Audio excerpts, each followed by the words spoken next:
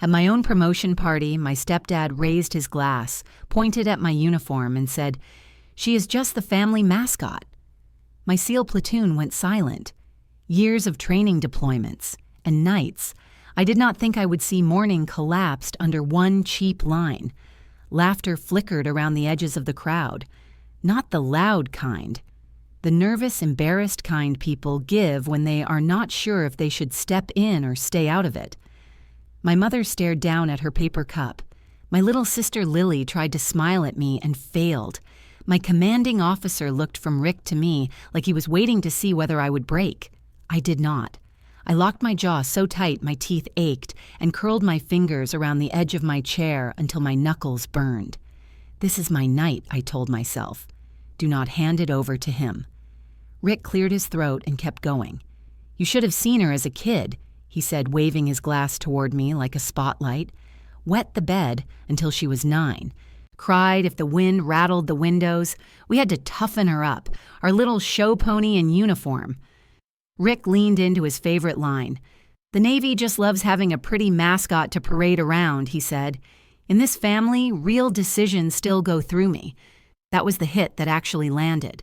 The claim that he still outranked me here, that he still owned the right to decide what my life meant. I felt something in my chest step back. I was in full dress whites. My new rank glinted on my shoulder. The slide behind him still showed the words, "Promotion Ceremony Lieutenant Maren Locke." I had spent a decade becoming the person commanders called when they needed someone to walk into the dark and bring people back. Yet in his voice, I was 8 again at his kitchen table in Killeen, Texas, being lectured about discipline while he held my father's folded flag like it belonged to him. My name is Maren Locke. I am 28 years old. I lead a SEAL platoon people call in when everything else has failed. They know me as Spectre 7 out there. Out there, I plan missions that keep people alive. Out there, men twice my size trust my voice over the noise of gunfire. But at home in Rick Talbot's mouth, I am still just the ungrateful stepdaughter who never says thank you loud enough. My family knows travel orders and time zones and a vague idea that I work somewhere dangerous. They do not know about briefings that end with body counts or nights spent watching a feed that could end in disaster if I blink. Maybe that is why his words hurt. Not because they were true, because they were small. Because they tried to shove an entire life of blood and training and quiet courage back into a single old joke. I opened my mouth to shut him down. Before I could, the back doors of the room opened and a murmur moved through the crowd. I turned and saw him. Major General Howard Keene. 2 stars on his shoulders. The kind of man my stepdad had watched on television for years. I had been told he might come if his schedule allowed, but no one believed it until he walked in. Rick straightened so fast his chair scraped the floor. "My old general," he whispered like he had personally ordered the man into the room. "You watch this kid." I watched. General Keene did not even glance at him. His eyes went straight to me like he had locked on. "Lieutenant Locke," he said, striding across the room. Or should I say, Spectre 7. Conversation dropped out completely. Every operator in that room knew the code name. My stepdad blinked. Spectre what? General Keene stopped beside me and put a hand on my shoulder, right over the new rank pins Rick liked to pretend did not matter. "You just saved operators I have known for 30 years, he said loud enough for the room and my family to hear. "You pulled off something people twice your age could not. That takes a particular kind of courage." I felt every pair of eyes swing from him to me and then to Rick. For the first time in my life, he looked small. The man who had spent 2 decades calling himself my commander suddenly seemed like what he really was, a bitter retired staff sergeant who had tried to keep his world big by keeping mine small. I realized in that moment that I had spent my whole life as his soldier without ever signing up. That ended here.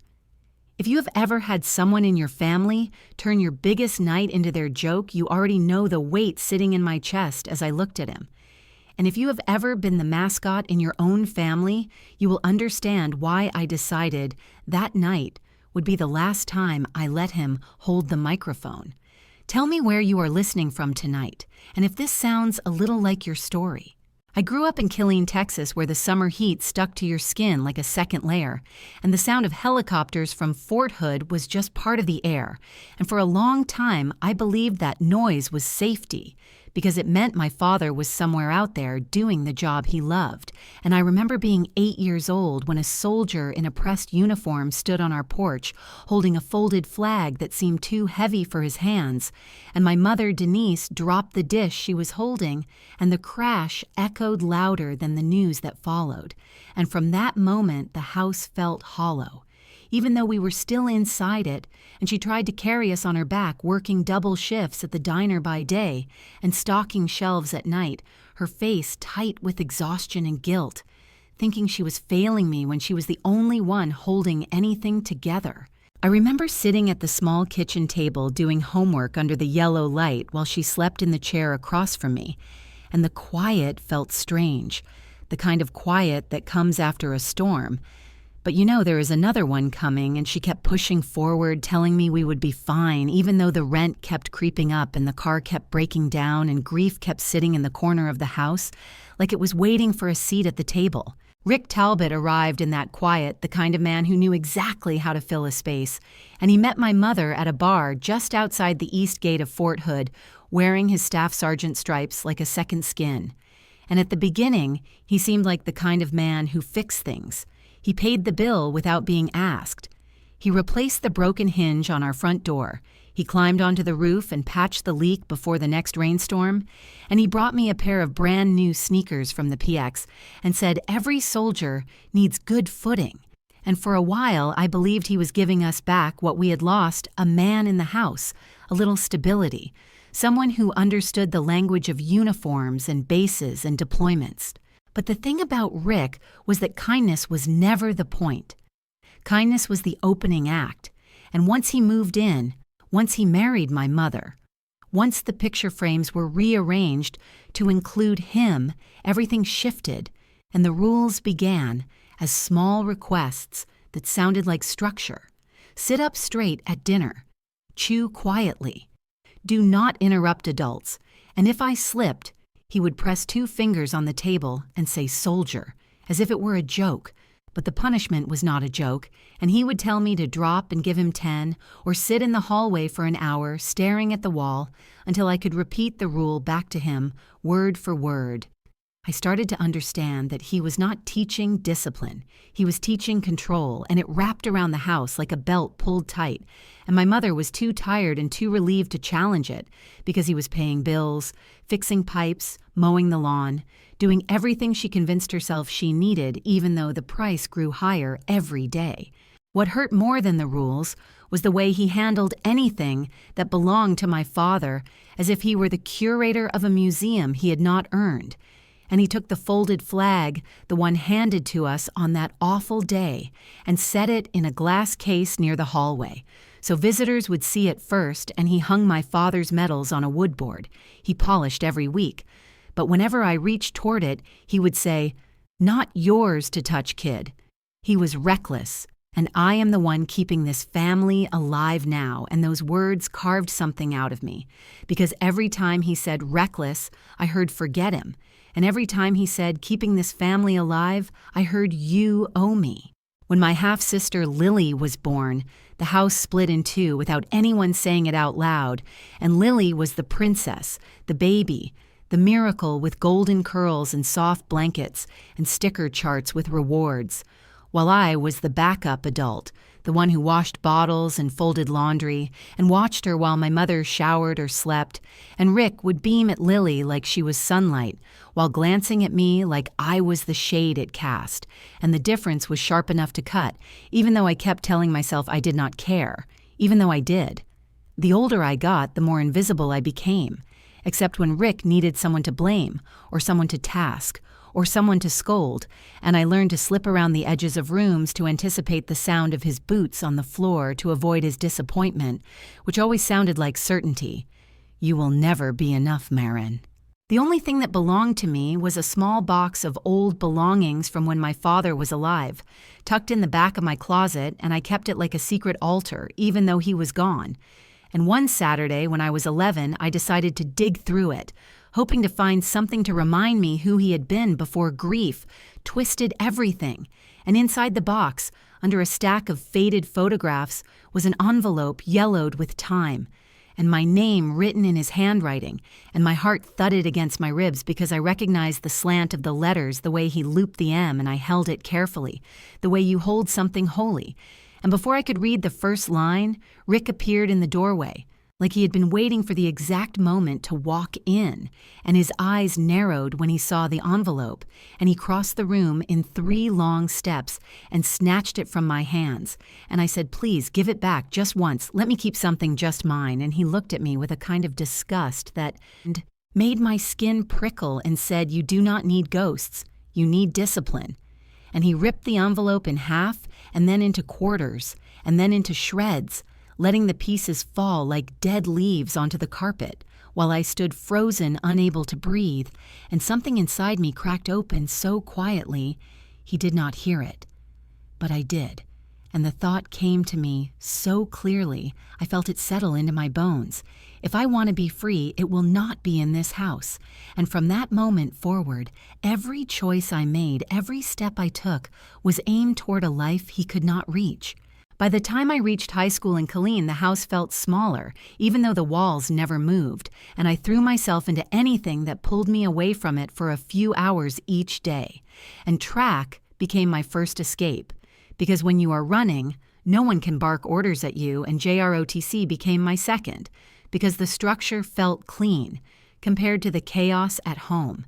And my instructors kept telling me that I had the calm focus of someone meant for leadership. And for the first time since my father died, I let myself imagine a life where I was not orbiting around Rick's moods and demands. I learned about the United States Naval Academy during a career day, when a lieutenant in crisp whites spoke about Annapolis like it was both a crucible and a door, and something inside me clicked, because it was not just a college, it was a way out. A path that led to the ocean and discipline, and a future where I could build something that belonged to me and only me. And I started reading everything I could about the academy, staying up after midnight, scrolling through forums, and watching videos of midshipmen marching in formation, imagining myself there. My counselor, Mrs. Kendrick, looked over my grades, my physical scores, my letters from JROTC, and said, "You have what they look for, Maren, and you need to apply early and with everything you have because you can do this." And she was the first adult in years to say something to me without a warning attached to it. I knew I needed Rick's signature for part of the application because I was a minor, and even though the thought of asking him made my stomach knot, I walked into the living room one evening holding the forms and trying to sound confident. And I told him I wanted to apply to the Naval Academy, and for a moment he just stared at me, then leaned back and laughed, saying, "Officer, you do not even follow the rules in this house." And the words stung because he wanted them to, but he took the pen anyway and signed his name in a messy stroke that looked more like a dare than support. I told myself the signature was enough, even if the blessing behind it was empty, and I mailed the application with my heart tucked inside it, then spent the next few months waiting for something to shift, wishing harder than I had wished for anything in years, and checking the mailbox every day, though I pretended not to. One afternoon in early spring, I came home from school to see Rick by the mailbox sorting envelopes with a face that gave nothing away. And I asked if anything had come for me, and he did not look up as he said nothing but bills. "You should learn how those work." And he walked into the house with the stack in his hand, and I felt a dull disappointment settle in my chest. But I told myself that maybe the letter had not arrived yet. Maybe the timing was off. Maybe I still had a chance. Life went on as if nothing was happening, and at Thanksgiving, my aunt leaned across the table and asked, "So Maren, where are you applying for college?" And before I could open my mouth, Rick chuckled and said she missed her deadlines. Maybe she's just not academy material, and the room rippled with awkward laughter, and my mother looked down at her plate, and I smiled through the humiliation because I had learned how to survive moments like that by pretending they did not bruise, but inside something wilted. I kept my head down through winter, telling myself that maybe the decision had been a rejection, maybe the silence was the answer, and I tried to accept it, even though accepting felt like swallowing glass. Months passed, and I focused on graduating, saving money, working part-time at the grocery store, anything that would get me closer to leaving, and the night everything snapped into place was so ordinary at first that I almost missed the shift. I was 18 and needed my birth certificate to apply for a passport because I thought I might try to travel or enlist or do something that pushed me out of the gravity of the house, and I went to the old filing cabinet in the hallway, the one Rick kept locked, but occasionally forgot to relock, and I pulled open the drawer looking for the worn folder with my mother's handwriting on the tab. As I shuffled papers, something white caught my eye, half tucked behind a stack of tax documents, and when I pulled it out, my hands went cold because it was an envelope from the United States Naval Academy, addressed to me, and already opened, and inside it were papers no longer crisp, but still perfectly readable. And the first line said, "We are pleased to inform you," and the rest of the sentence blurred because my heart was pounding so loudly that I felt it in my ears. I knew instantly what had happened, and the realization knocked the air out of me, because someone had opened my future before I ever saw it and had decided it was not mine to have. And as I stood there gripping the letter, Rick walked into the hallway holding a mug of coffee, casual, as if he had not just rearranged the trajectory of my life, and he saw the papers in my hand and did not flinch or apologize or pretend he did not know what they were. Instead, he said, "You would never survive there. I saved you from failing publicly," and he said it like it was a favor, like I should be grateful, and rage and grief crashed together inside me so hard I could barely stand, and all I could manage to say was, "Why?" And he shrugged and said, "Because you are not ready, because you would embarrass yourself, because you think you are smarter than you are." And with each word, he clipped my wings again and again until I felt myself shrinking into the girl he always wanted me to be. I went to my room and sat on the floor with the letter trembling in my hands, and for the first time I understood that Rick would burn every bridge that led me away from him, and he would do it with a steady hand, convinced he was right, convinced he was protecting me when all he was doing was keeping me small. When the sun rose the next morning, I had not slept, but I had decided that if he wanted to close one door, I would find another. And I walked into the Navy recruiting office in town, still holding the weight of everything I had lost. And the recruiter, Lieutenant Harris, listened to my story without interrupting, then told me there was more than one way to become an officer, and that if I enlisted and proved myself and performed past the standards, there were paths that could take me to the same place, maybe even to a place I had never imagined. He talked about pipelines and opportunities, about earning my way through sheer will and skill, and for the first time since finding that letter, I felt something like breath return to my chest, and when he slid the enlistment papers across the desk, I picked up the pen and signed my name with a steadiness I did not know I had, and I told him I wanted the track that led to Navy Special Warfare. And he looked at me for a long moment, then nodded as if he could see something in me. I was only beginning to see myself.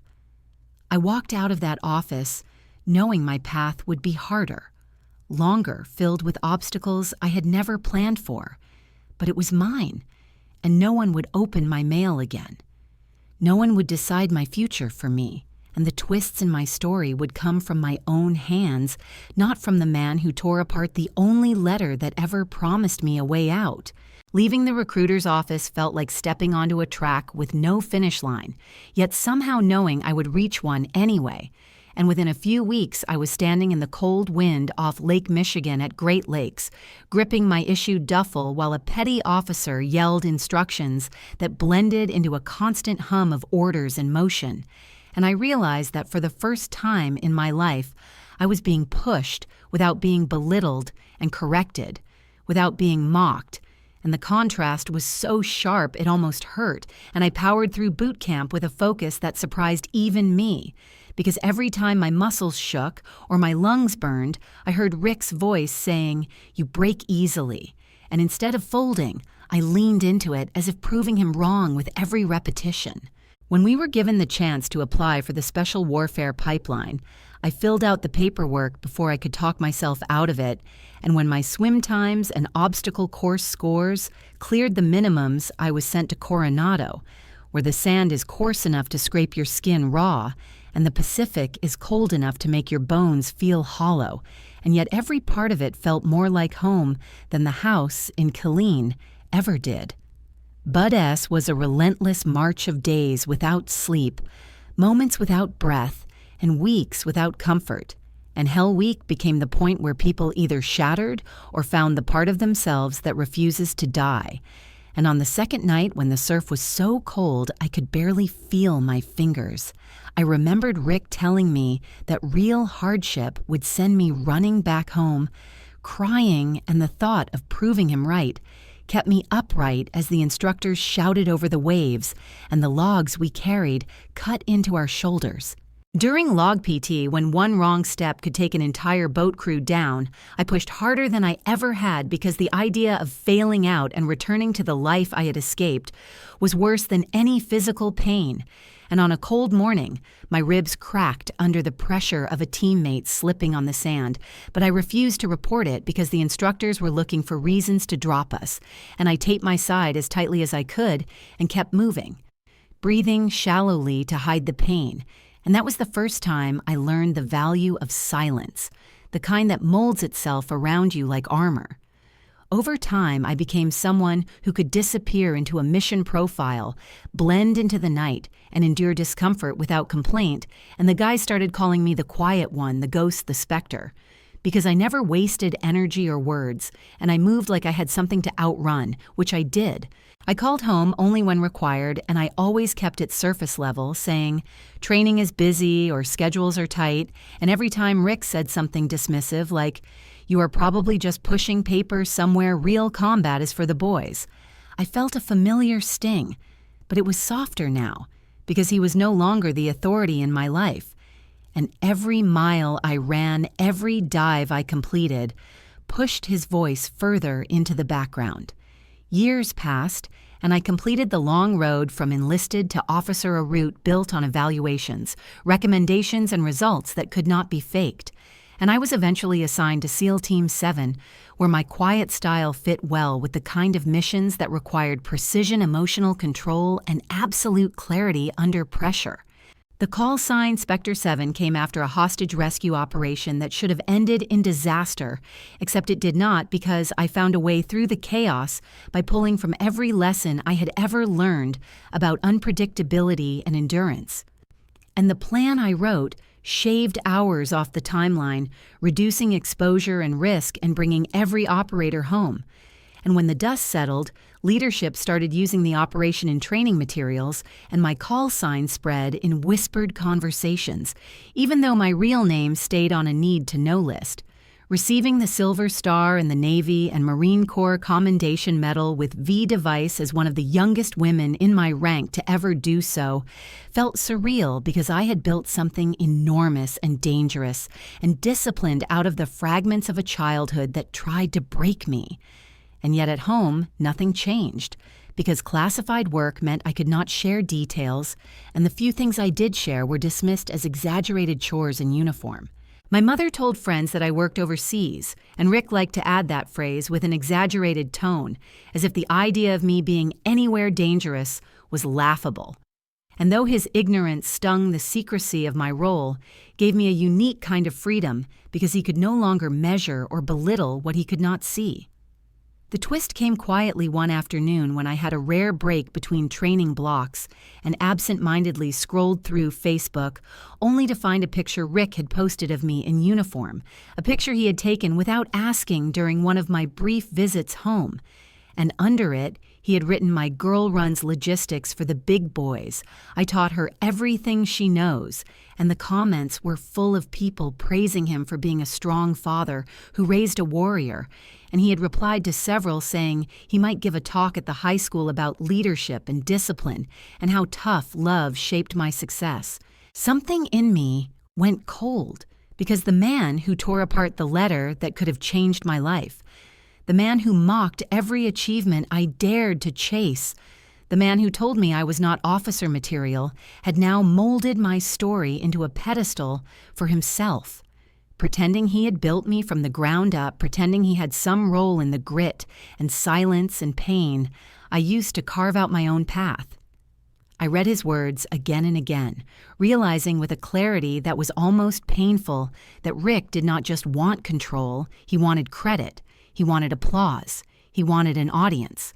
And I felt a familiar heat climb up my chest, the same heat I felt when he tore up my father's letter, and for the first time since becoming Spectre 7, I understood that the man who had spent years shrinking me was now trying to expand himself through the image of the daughter he never understood. That was the moment I knew that the story of my life would never again be written in his voice, and that whatever came next would be on my terms because the ghost he once tried to break had learned how to haunt him in silence. In 2023, the mission that cracked something inside me started out like dozens of others on paper, a high-risk extraction that looked clean enough if every piece of the plan behaved, and we had done our homework on the compound, on the routes in and out, on the pattern of life, for the people holding the hostages, and my team trusted the plan because they trusted me. And I trusted the intelligence we were given until the moment it failed and took our safety net with it. And we found ourselves walking into a layout that did not match the diagrams in my head.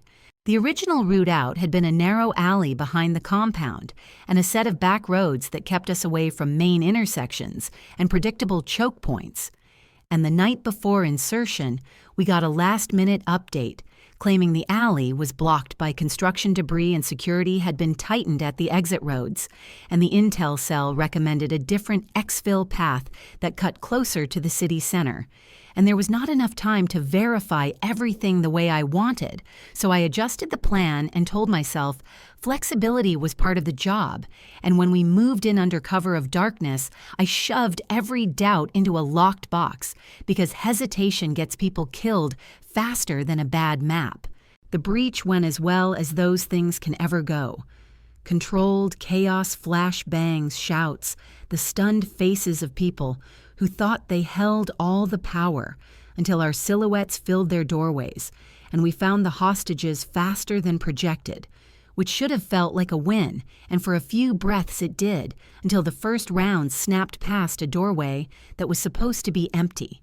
And we realized the shift in security posture we had been warned about was incomplete at best and misleading at worst, and the exfil route I had built on the new intel funneled us toward an intersection where the shadows were wrong and the timing off, and the world exploded into sharp noise and pain.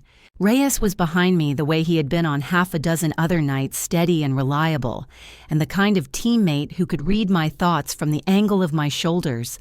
And when the shot tore into the doorway frame and sent a storm of concrete shards into the passage, I heard him grunt and stumble, and I knew without turning that he had taken the hit, and we were still under fire, still moving, still trying to keep panicked civilians from freezing or bolting, and I had to choose between stopping to assess the wound or pushing us into the next cover point, and I split the difference, yelling for another operator to grab Reyes while I cleared the path ahead, and by the time we reached the extraction vehicles, I had a clear picture of everything that had gone wrong and one stubborn thought beating under all the noise. If we had stayed with my original route, if I had fought harder against the last-minute change, he would not be bleeding into the back of a transport while a medic worked on him.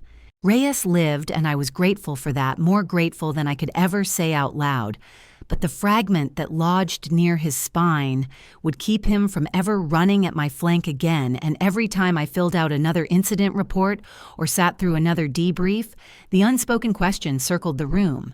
What if, and even when the official conclusion called the mission, a success, hostage lives saved, enemy casualties limited?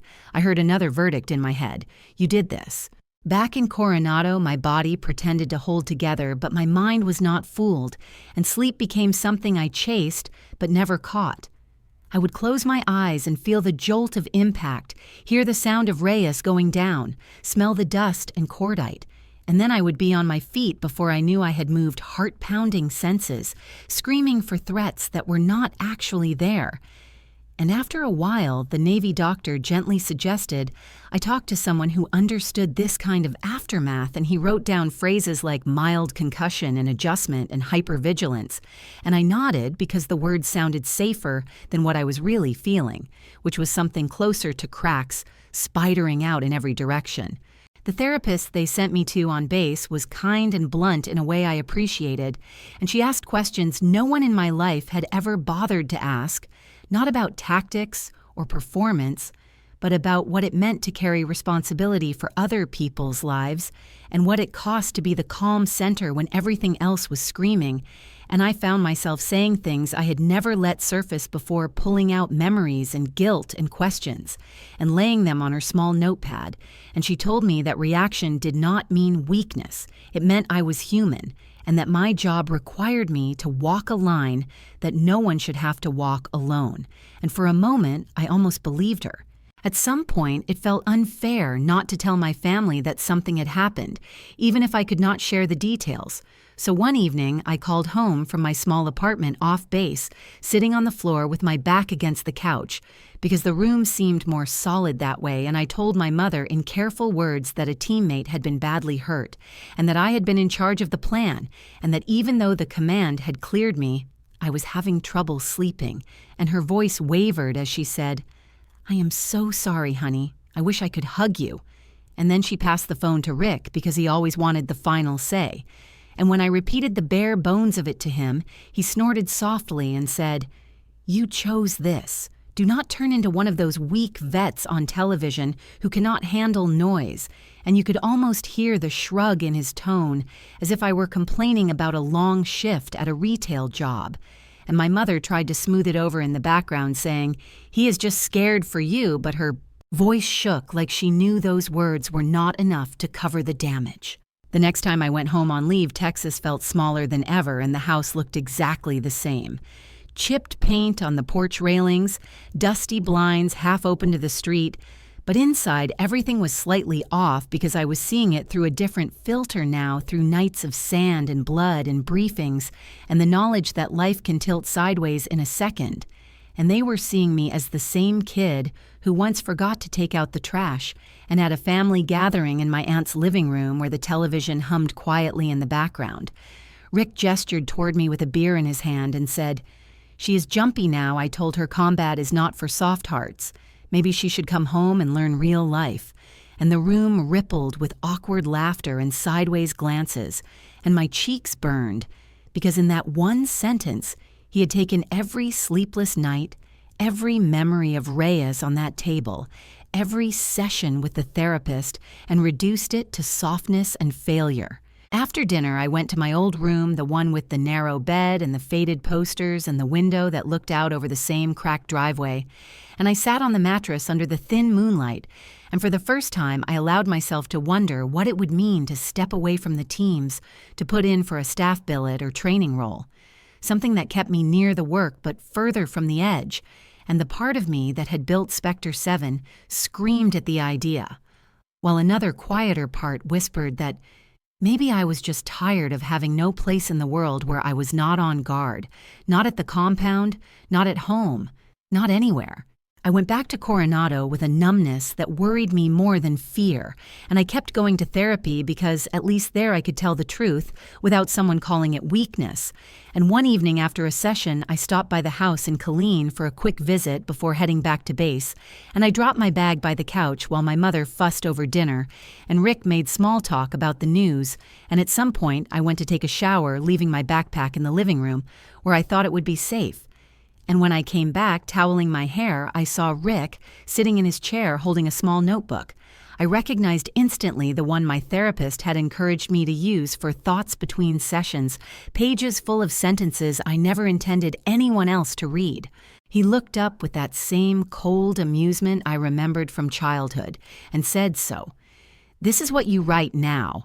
And before I could speak, he began to read lines aloud about guilt and nightmares, and feeling like a ghost in my own life, twisting the words just enough to make them sound pathetic, then snapped the notebook shut and said, Seals do not write about feelings. Maren, if I ever catch you telling people you are broken, I will deny you are my kid. And the sentence hit harder than any wave ever had, because in that moment he took the one place I had been honest and tried to turn it into another weapon, another way to shame me into silence. And I understood with crystal clarity that nothing about my pain or my healing would ever be safe in that house. After Rick read my therapy notes out loud and turned them into another weapon, I went back to Coronado with a new layer of hard shell over everything, and I poured myself into work again because at least there the rules were written down and the people who judged me had the courtesy to do it based on performance instead of ego. And it was in that push forward that 2025 arrived like a wave I had been swimming toward without realizing it.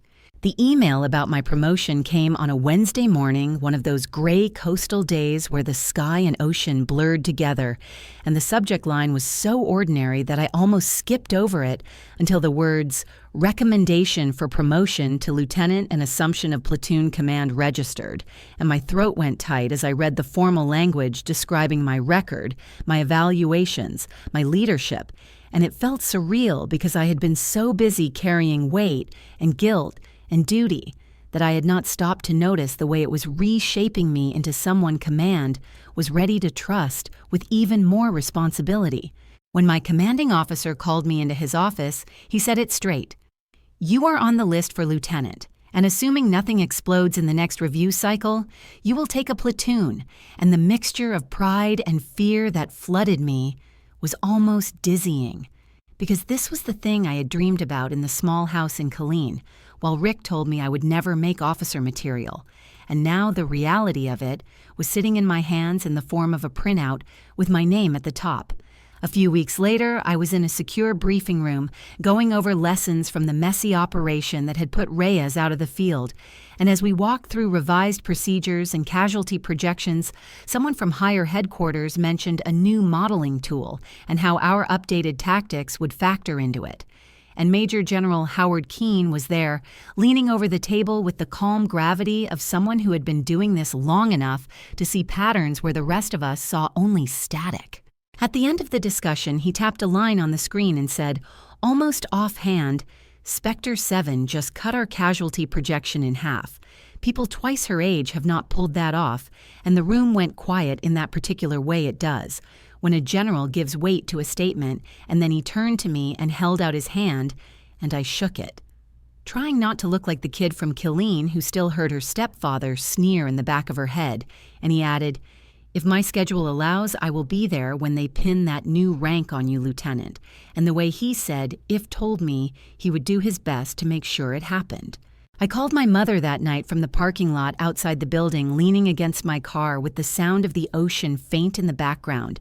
And when I told her the promotion was official now that I would be taking a platoon, her breath hitched, and she started to cry soft, messy tears of someone who had held their worry too long. And she kept saying, "I am so proud of you, baby. Your dad would be so proud." And I let her repeat it, because there were not many moments in our history where pride had been allowed to breathe, and Lily grabbed the phone and practically shouted that she had told everyone at school. My sister is a real SEAL officer now, and I could hear the joy in her voice, like a light finally reaching a corner of the house we'd both thought might stay dark forever. Then Rick took the phone because he always did, and when I told him the same news, he said promotion is just more paperwork. Do not inflate her ego. And my mother tried to shush him in the background, but he talked over her asking about pay scale and benefits, not to understand my life but to measure it, and I let the comments slide off me because I had learned that arguing with him was like arguing with a wall, only the wall would waste less of my time. What I did not know was that sometime after that call, Rick sat down at the computer in the small, cluttered home office and typed an email to a local podcast called Heroes and Fathers, a show that spotlighted men who claimed to have raised remarkable children in uniform. And he introduced himself as the father of a well-known operator in Special Operations Command. And he wrote that his daughter was known as Spectre, and that he could speak about leadership discipline and how he had shaped her path from a scared little girl into a warrior, and the host ate it up because people always love a story where a tough father molds success out of a reluctant child, and the truth is harder to market than a legend. I only found out because Lily sent me a screenshot late one night, her message attached to it full of nervous emojis, and she wrote, "I do not know if I should be showing you this, but it feels weird." And in the image, I saw the email thread between Rick and the podcast host. Rick bragging that his daughter was a respected asset in special operations, and hinting at classified missions he knew nothing about, and promising to keep the details vague enough to avoid trouble. And the last line stopped me cold. "I can speak on leadership, discipline, and how I shaped her path." And it was like watching him take my entire life, compress it into a bullet point, and load it into his own narrative, where he was the architect and I was the grateful product. I stared at that screenshot for a long time, feeling a different kind of anger than the one that burned during missions, a slow, steady heat that came from recognizing that once again, he was reaching into something I had built with my own blood and sweat, and attempting to attach his name to it like a label. And this time, it was not about controlling me inside the house. It was about building a version of me he could sell to strangers as evidence of his greatness. I called him the next day, not from a place of hurt child, but from a place of command from the same center I used when delivering orders that could not be misunderstood. And when he answered with his usual, "What now?" tone, I said, "You do not get to tell my story." And there was a brief silence before he gave a small laugh and asked what I was talking about. And I told him I knew about the podcast, the emails, the way he was pitching himself as the man who forged Spectre 7, and that it needed to stop before he dragged my name and my work into his performance. He scoffed and said, "You would not have a story without me," and the certainty in his voice was so complete that for a second I could almost see the world the way he saw it. A stage where he was always at the center and everyone else existed to support his lines. And then the moment passed, and I realized that this was the purest form of what he had always believed, that my achievements, my survival, my rank were merely footnotes in the legend of Rick Talbot. I ended the call before he could say anything else because there was nothing left to say that would move him. And as I set the phone down, I felt the shape of what was coming settle into place. The promotion ceremony, the presence of people from my world and his, and the collision between the story he told and the truth I carried. And for the first time, instead of dreading that collision, I began to think about how I might use it, because if he wanted an audience, I was finally ready to let him have one and let them see who he really was. The morning of the promotion ceremony felt like standing in the calm eye of a storm I had been circling for years, and the air at Naval Amphibious Base Coronado carried that sharp blend of ocean salt and fresh-pressed uniforms, the kind of scent that sits in your memory long after you leave the place behind. And as I walked toward the hall, where they would pin my new insignia on, I felt the weight of everything that had come before the missions, the nights without sleep, the therapy sessions, the notebook Rick mocked, the email threads he twisted into his own mythology. And I reminded myself that today was not about him. It was about the people who had bled beside me and the work I had done despite him.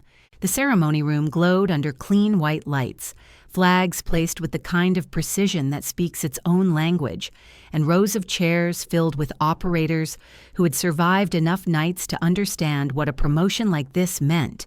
And when my name was called, Lieutenant Maren Locke, the room echoed with a unified Hooyah Spectre 7, and the force of it hit me in the chest, because it came from people who knew exactly what that call sign cost. And when my teammates stepped forward to pin on my new bars, their hands steady and respectful, I saw my mother in the second row wiping her eyes with a tissue she tried to hide, and Lily recording everything on her phone with a grin that could have lit the entire hall. Rick sat beside them, leaning back with an expression caught somewhere between forced pride and simmering irritation, and I could feel his disapproval like a draft coming from an open door, because the more the room honored me, the more he seemed to shrink into himself like he could not stand a version of this story where he was not the central character. After the official portion ended, everyone moved to the reception area tables, with food hot lights, still bright uniform collars loosened and laughter weaving between conversations, and I had barely taken a plate when Rick stepped forward, raising his glass, like this had all been arranged for his benefit, and he launched into what started as a harmless roast, the kind families do when they want to make someone feel loved, but within seconds it twisted the way everything with him seemed doomed to twist. He started with the story of how I wet the bed as a kid, and how I used to hide under the table when the lights went out, and people laughed politely, that early laughter people use when they are trying to be good guests, but his voice moved from playful to sharp so quickly that even the air around us seemed to recoil as he said, "She was never leadership material. I had to ride her every day just to keep her from falling apart." And I felt something inside me freeze because he was not joking. He was declaring ownership in front of people who had seen me crawl through hell. Then he delivered the line with a casual cruelty that seemed rehearsed. "She is just the family mascot. Navy likes a pretty poster girl," and the entire room went silent in a way I had only ever heard during moments when a mission went sideways because the word mascot lands differently when spoken in a room full of operators, and my platoon sergeant, who had been leaning against a table, straightened so fast his chair scraped the floor, and he looked ready to break Rick in half. But I shook my head at him, because the last thing I wanted was for any of my men to carry consequences for a man who had never carried anything for me. Inside, though, the heat rose in a slow, steady crawl up my ribs, as I thought, this time I am not swallowing it. This time I am filing it, and before I could take a breath, the room shifted again, because the doors opened, and Major General Keene entered with that quiet authority that follows men who have spent decades walking into dangerous places with steady hands. And the moment he saw me, he lifted his chin in greeting and said, "Lieutenant Locke?" Or should I say, Spectre 7, and my entire body locked in the kind of stillness that comes when fate decides to hand you something you did not dare ask for. The crowd turned his direction as he spoke, not loudly but with enough clarity that every word carried. "She is the youngest officer lead planner for 3 high-risk missions in the last year, and one of the few to earn a Silver Star before turning 30, and every head in the room turned then to look at the man who had just called me a mascot, including my mother, whose face shifted from uneasy smile to something closer to shock, because she had never heard any of this before. Keene then looked at Rick with a neutral expression, but the kind that slices cleanly, and said, "You must be proud not many fathers can say their kid saved a whole team," and the word fathers hung in the air like a quiet correction that hit harder than yelling, because Rick flinched not visibly to most people, but enough that I saw it, his jaw tightening, his eyes narrowing as he fought the panic of a man whose self-written legend had just been publicly contradicted. People moved after that, forming small circles of conversation, offering congratulations, asking about upcoming assignments, and in the swirl of motion, Rick managed to corner me near the hallway away from the crowd, where the sound of footsteps echoed off polished floors, and he leaned in close enough that I could smell the bitterness on his breath as he said, "You think one general on your side means you outrank me. Remember, when you are done playing soldier, you will still come back to my house," and the words hit me harder than any insult, because he truly believed that my rank, my call sign, my record were nothing compared to his imagined authority over my life. I looked at him for a long moment, long enough to finally see him clearly, not as the man who had raised me, but as the man who had caged me. And without raising my voice or stepping back, I said, "I do not report to you, not out there, not here, not ever again." And something shifted between us, a quiet line drawn in the sand that he could not step over without revealing himself to everyone. And for the first time since childhood, I saw a flicker of fear in his eyes. Not fear of me physically, but fear of losing the last place where he believed he still held command.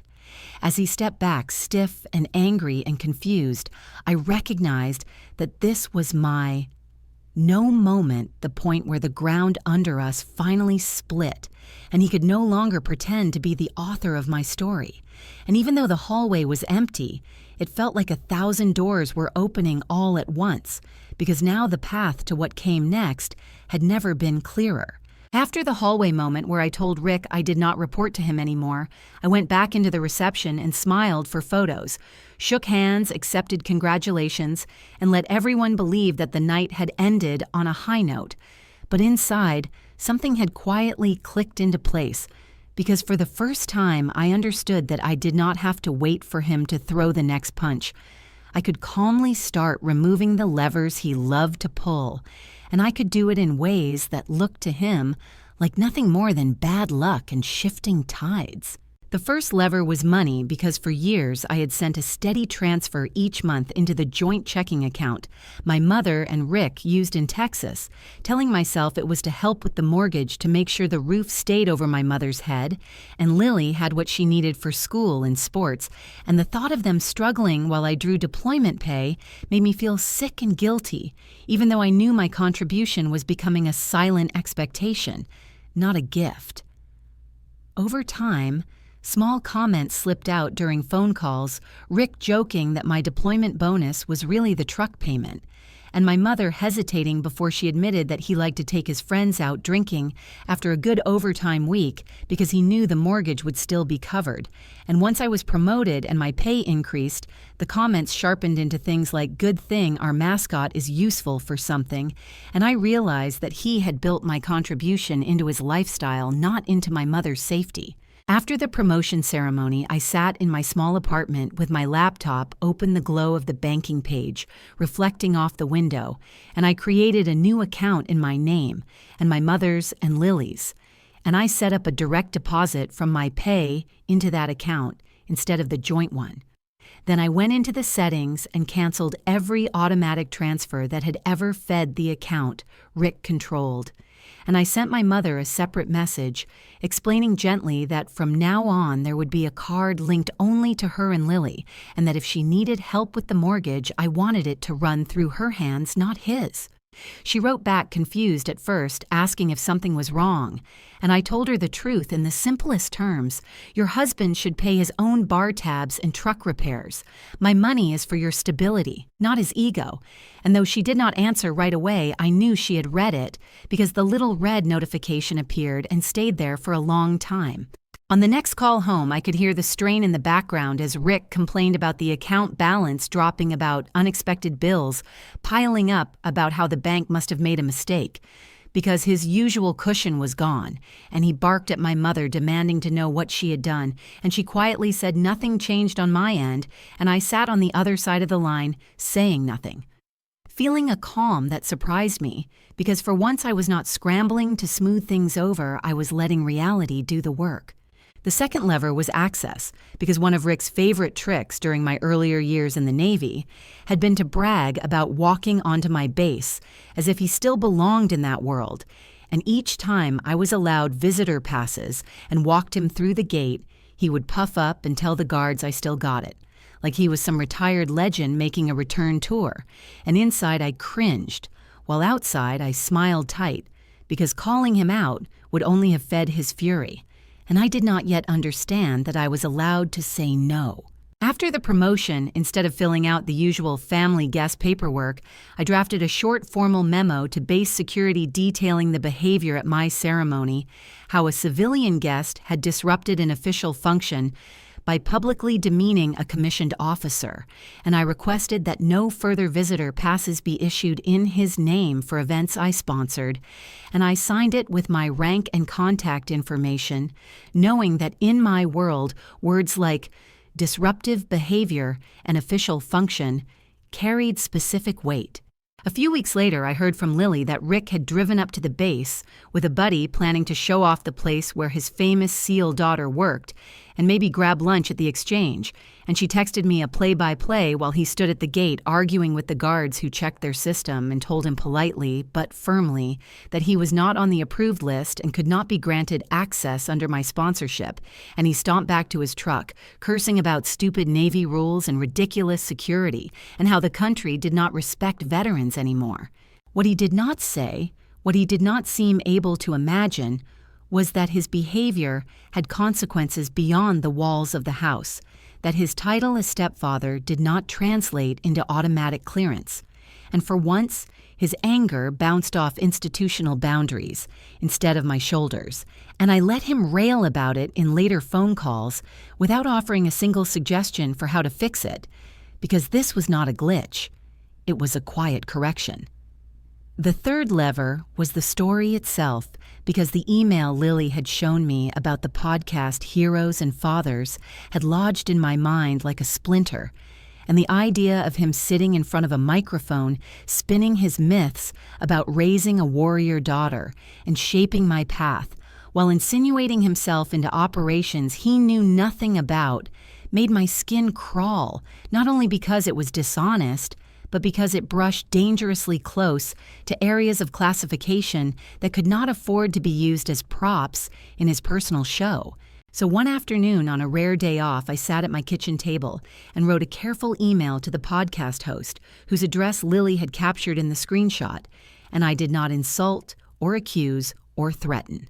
I introduced myself as Lieutenant Maren Locke and explained that I was the active duty Navy officer Rick had mentioned, and that I appreciated their interest in stories of service and family, but needed to flag a concern.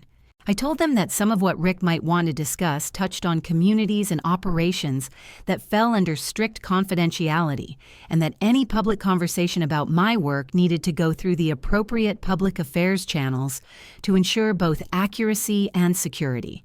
And I also gently suggested that before presenting him as a combat-hardened mentor, they might want to request his official service documentation to validate any claims about roles and deployments, because misrepresentation in that area could unintentionally slide into what veterans groups refer to as stolen valor, which tends to create serious backlash for everyone involved. The reply came the next day, polite almost overly so, thanking me for reaching out for my service for my candor, and promising that they would absolutely review all materials and documentation before moving forward with any episode. And a week later, Rick called my mother seething because he had received an apologetic message from the podcast saying that due to scheduling conflicts and content review, they were unable to proceed with the planned interview. He paced the kitchen ranting about cowards and cancel culture and people who did not appreciate real stories. And when my mother asked softly if he had maybe embellished parts of what he sent them, he snapped at her and insisted that they were just jealous of his experience. And I listened to all of this during a later call, letting his words wash over me without explanation. Because, from his vantage point, the world had simply turned on him for no reason, while from mine, the universe had finally started to reflect back the limits he tried so hard to deny. By the time the dust settled on those 3 quiet moves, the flow of money he took for granted had thinned. The access he flaunted had dried up, and the stage he hoped to stand on had dissolved. And yet to anyone outside our small circle, it looked like nothing more than bad timing and bureaucratic shifts and economic strain, and that was exactly how I wanted it. Because true revenge for someone like Rick was not a dramatic blow-up in a parking lot. It was the slow, undeniable realization that the empire he believed he commanded no longer answered to his voice. By the time my quiet steps of cutting his money access, cutting his base privilege, and cutting his media fantasy had settled into the background, I assumed Rick would retreat for a while to lick his wounds and rebuild another illusion, but instead he found something far bigger to latch onto. Something that would have terrified me years ago because it involved church community and public praise 3 arenas, where he felt most entitled to center himself and rewrite the truth. It started with a text from Lily on a Friday evening while I was cleaning gear in my apartment, the message buzzing twice as if it needed to shake me awake. And when I opened it, she had written, "He is going to tell your story on TV, sis.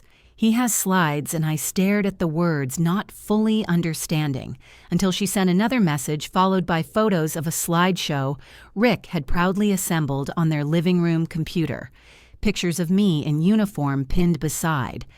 Pictures of him posing next to military plaques like some shadow mentor, and the title on the first slide read, "How a Father's Tough Love Made a Warrior Daughter." I felt a familiar heat travel up my chest, because even after all the quiet losses he had absorbed, he was still doubling down, carving himself into my story like a sculptor, chipping into someone else's marble. And I scrolled through the screenshots, seeing his planned bullet points about discipline and sacrifice, and how he had forged my leadership, ironically using images he barely understood, such as my pinned silver star and a classified ceremony background blurred beyond recognition in the actual photo. Lily followed the images with a frantic text saying, "The church is hosting Patriot Sunday, and the pastor asked for a family member of someone in service to speak, and Mom told him you were deployed, so Rick volunteered. You have to stop him, please." And that was when the full picture came into view, because Patriot Sunday in a town like Killeen was essentially a sacred event, a place where veterans, families, service members, and local news all converged under one roof to honor military stories. And if Rick took a microphone there and began spinning his fictions on live camera, the lies would grow wings and fly far louder than any correction I could offer later. I called my mother immediately, and she answered with the soft rustle of dishes in the background, sounding both proud and anxious as she explained that the pastor had approached them after service because he knew their family had someone active duty, and Rick stepped forward before she could speak, saying he had raised a SEAL officer and that he would love to give a speech on the importance of tough love in creating strong warriors. And the pastor, overwhelmed by the turnout and eager to have a compelling speaker, had agreed. When I asked why she had not stopped him, her voice cracked as she whispered, "I tried, but you know how he gets especially around church people." And I realized that the man who terrified her into silence behind closed doors was exactly the kind of man who charmed strangers under stained glass. Instead of yelling, I took a slow breath and said, "I will handle it." And after we hung up, I sat very still, because this was not something I could confront. Directly calling him out publicly would only feed his persecution narrative and give him ammunition. But I could shape the environment around him just like I did on missions by mapping the terrain and leaving no room for the enemy to maneuver. First, I called the pastor, politely thanking him for honoring families of service members and saying I had heard there was a speaking slot involving my military career, and that I wanted to ensure nothing about operational details or unit information would accidentally violate security protoocls, especially on a day with local news present. And then I offered him an official military-approved summary, provided by Public Affairs, one that mentioned rank specialty and general accomplishments without revealing anything sensitive or dramatic. And he sounded relieved, saying he had worried about that, but Rick assured him everything would be appropriate. And I smiled at the irony before saying, gently, Rick does not have the clearance or insight to determine what is appropriate, which startled him enough that he asked if I planned to attend, and I told him yes, I will be there, and I would be happy to answer questions myself after the service. Then I made my second move, reaching out to a friend of mine who worked with a veterans organization handling service documentation requests, and I asked her if she could pull Rick's DD-214, because I needed clarity on what exactly he had done during his time in uniform, since the stories he told over the years had shifted so often they barely aligned with one another anymore, and she agreed, explaining that she had access to the necessary channels to request it legally. When the file came back 2 days later, it felt like reading a biography of a stranger instead of the heroic figure Rick portrayed, because yes, he had served, and yes, he had deployed, but he had not held any command positions, had not earned any combat decorations beyond standard medals, and had never been in the leadership roles he described with theatrical confidence. And more importantly, there was no trace of the feats he bragged about on Facebook or the battles he inserted himself into whenever attention drifted too far from him, and in some small way I felt a flicker of grief, because part of me had always hoped his stories were at least rooted in something real. I did not use the file to shame him publicly, because that would have crossed a line I was not willing to cross, but I did send it privately to the pastor, along with a short measured note that said, "Please honor his service, but do not allow him to misrepresent mine or his." And as I typed those last words, I felt a heaviness lift from somewhere between my ribs, because I had spent years carrying the burden of his narrative, and this time I was placing the weight where it belonged. The pastor replied later that evening, saying he appreciated my transparency, but that he was confused because Rick had spoken at length about his time as a combat leader, and had even prepared anecdotes that involved commanding troops under fire. And the more the pastor spoke, the more I understood how deeply Rick had committed to his invented persona, and how close he had been to broadcasting it across the entire community.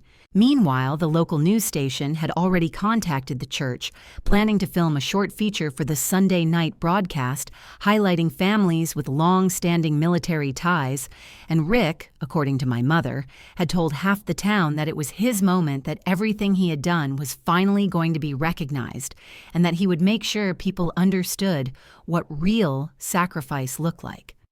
Knowing this, I made my final preparation, packing my uniform carefully and arranging travel.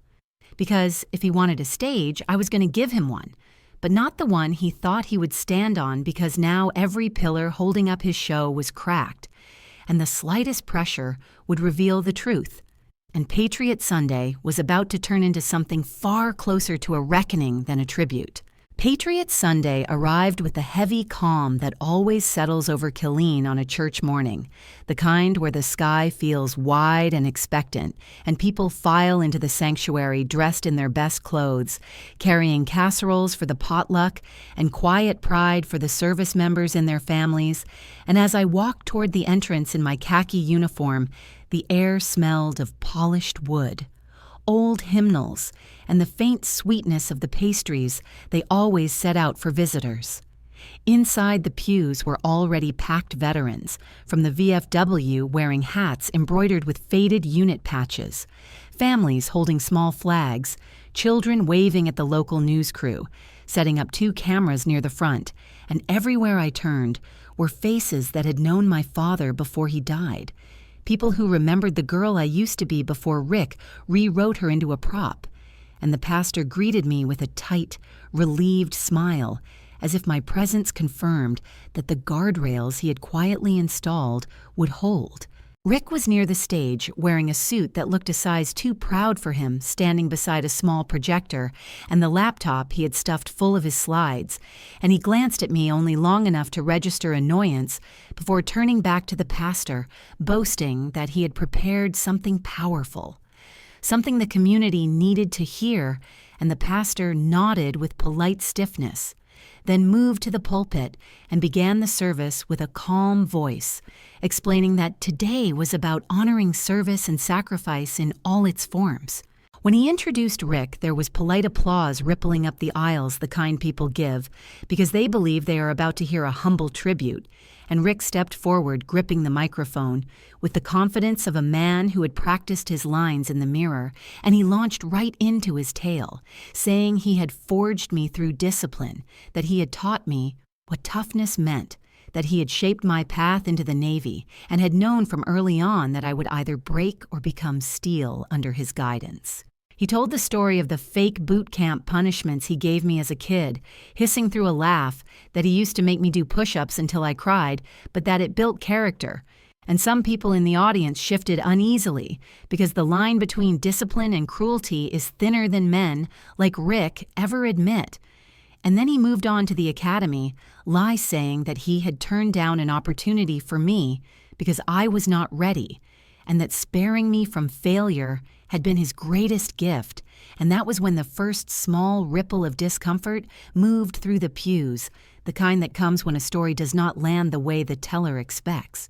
Then he started in on his war tales, leaning into them with theatrical gravity stories of leading convoys, of mentoring young soldiers, of being a pillar in the chaos of deployment.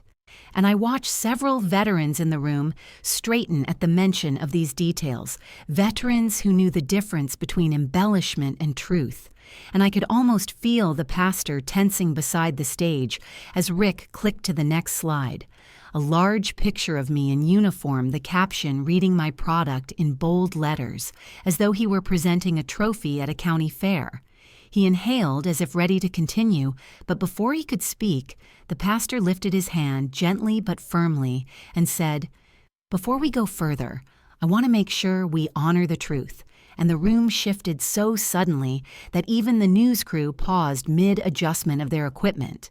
And then the pastor nodded to the media technician, who tapped a button, and the big screen behind Rick flashed to a video that froze him in place. Major General Howard Keene appeared in crisp uniform, the background blurred for confidentiality, and his voice carried the authority of decades as he said Lieutenant Maren Locke. Call sign Spectre 7 has distinguished herself through choices and sacrifice that no one else can claim responsibility for. Her courage is hers alone and cannot be authored or borrowed by anyone. And the silence that fell afterward was so absolute, it felt like the air itself was holding its breath. And I saw several members of the VFW stand a little straighter, recognizing his name and realizing that whatever story Rick had tried to weave had just unraveled in one clean sentence. The pastor then stepped to the microphone holding a small printout and said quietly, "We honor every person's service, including Rick's, but we also have a responsibility to accuracy and respect." And he read a short excerpt from the DD 214, stating that Rick had served honorably but had held no combat leadership roles, nor the positions he had described. And the audience did not gasp. They did not murmur. They simply went still, the kind of stillness that says everything. On the stage, Rick's face flickered through emotions like a failing light bulb: pride, embarrassment, anger, disbelief. And the news camera caught every second because the cameraman had instinctively swung the lens toward him, sensing a story shifting in real time. And when the pastor invited me to join him briefly on stage, I did not want to step into that spotlight, but I also knew that silence would be its own kind of lie. So I rose and walked calmly toward him, the room parting softly as people realized Spectre 7 was not a rumor, but a reality in front of them. A reporter stepped slightly forward, asking Lieutenant Locke, "Do you have any comment on the stories told today?" And I met her gaze, then glanced briefly at Rick, whose shoulders had collapsed inward. And I said he served, and I respect that. But my choices in the Navy were mine, and mine alone. And I felt the weight of years settle and release all at once as the words echoed through the sanctuary. Later that night, the local news aired the segment, and most of it focused on honoring service correctly on the importance of truth in storytelling, and they played General Keene's line, "Tough love is not the same as abuse," as a closing note, while Rick appeared only briefly in the background, looking small and out of place, sitting alone in the second row. And that was the twist, the moment where the event that was meant to celebrate him became the day his story collapsed under its own weight, not because I shouted, not because I accused, but because the truth was finally louder than his fiction, and there was nothing he could say or do to reclaim the microphone he had lost. The fallout began faster than even I expected, because once the Fong Sioux aired, the veterans at the VFW shared it in their group chat, and several of them compared it with the grand stories Rick had been telling for years, and the thread filled with blunt remarks like, "That is not what his file said," or "Why did he claim he led missions when he was supply?" And within 2 days, his reputation in the small military community of Killeen crumpled quietly, the way old paper folds under pressure, and people who once invited him to cookouts or small speaking gigs suddenly stopped calling. The security company where he worked part-time asked him to come in for a routine review, and when they cross-checked his embellished resume with publicly available service records, they realized too many things did not line up, and the manager politely told him they were restructuring, but everyone knew what that meant, and Rick walked out furious, blaming the world for turning on him rather than the stories he had inflated beyond recognition.